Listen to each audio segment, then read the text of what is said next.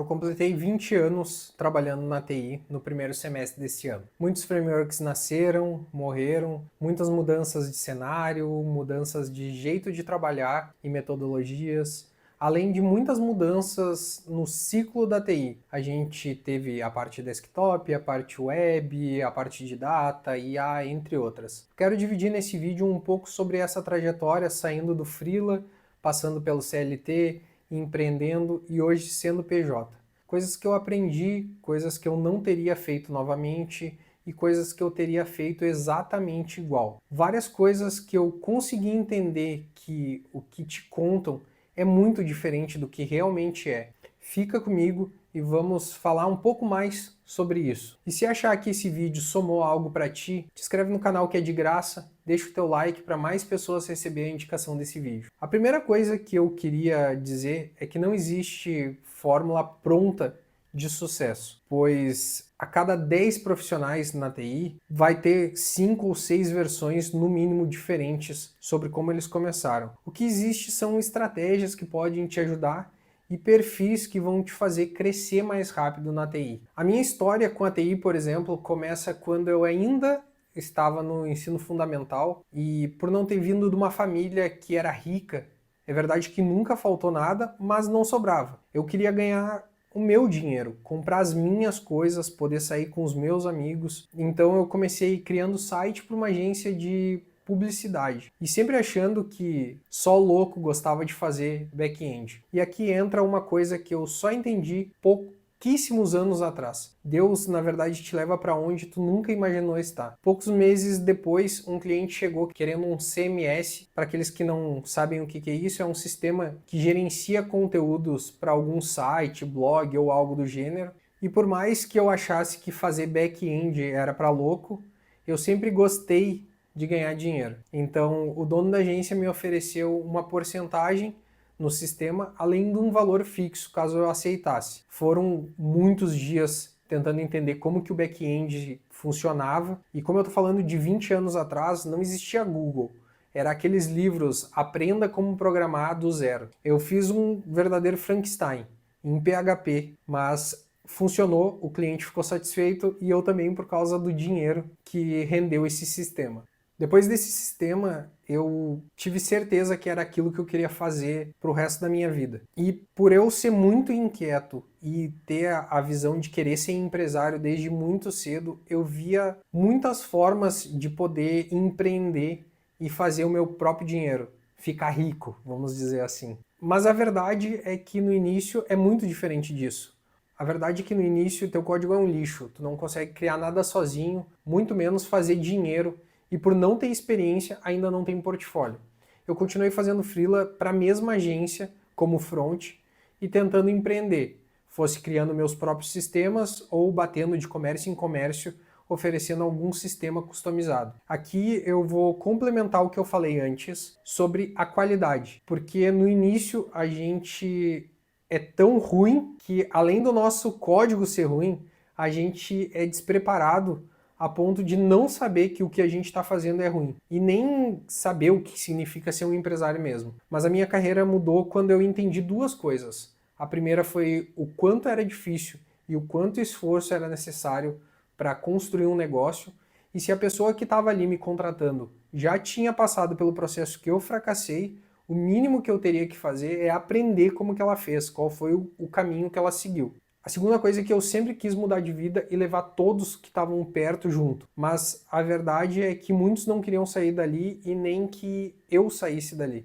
Pode parecer papo de coach, mas a verdade é que às vezes sair do lugar físico e com as companhias que tu tá é o primeiro passo para as coisas começarem a dar certo. Mas voltando, e eu prometo que eu não vou me alongar muito, porque se eu fosse contar passo a passo da minha história, daria para criar uma série. Mas eu entrei como desenvolvedor júnior numa empresa programando em Java, e naquela época já falavam que o Java ia morrer. Eu caí num time com sêniores excelentes e muito sábios, que me explicaram o mercado e muitas das verdades da TI. As mais valiosas que eu carrego comigo até hoje é sobre saber aonde você não quer estar, sobre deixar todas as portas abertas e que a carreira ela é só tua. Sobre a questão de saber onde não quer estar, por mais que os devs lá fossem sensacionais, a empresa era absurda. Tinha que bater ponto para ir no banheiro e não contava as horas do banheiro. E quando eu falei que aquilo era um absurdo, muitos deles me disseram que estavam ali só por causa do dinheiro.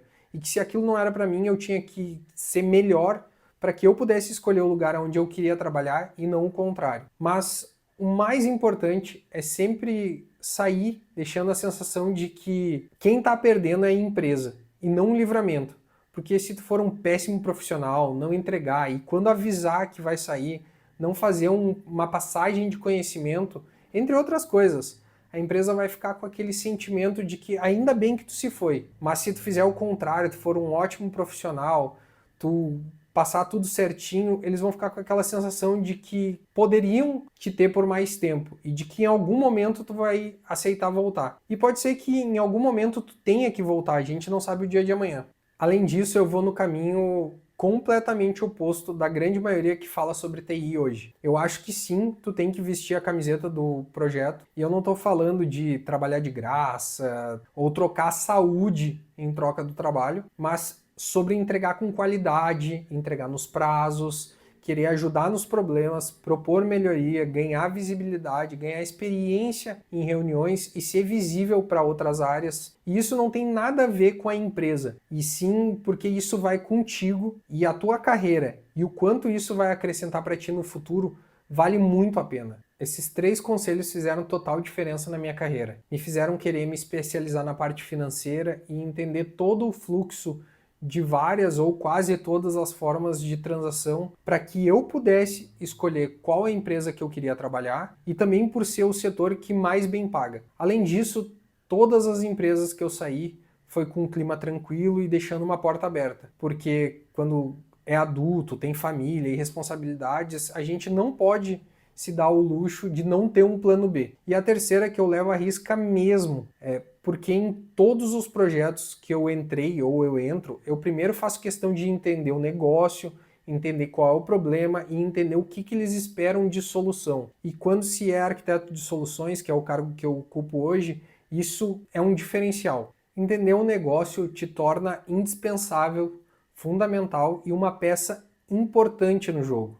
Logo é mais fácil de pedir aumento, pedir regalias e por aí vai muitos benefícios. Foi por entender de negócio que eu sempre me envolvi em projetos no meu tempo extra, projetos pessoais no caso.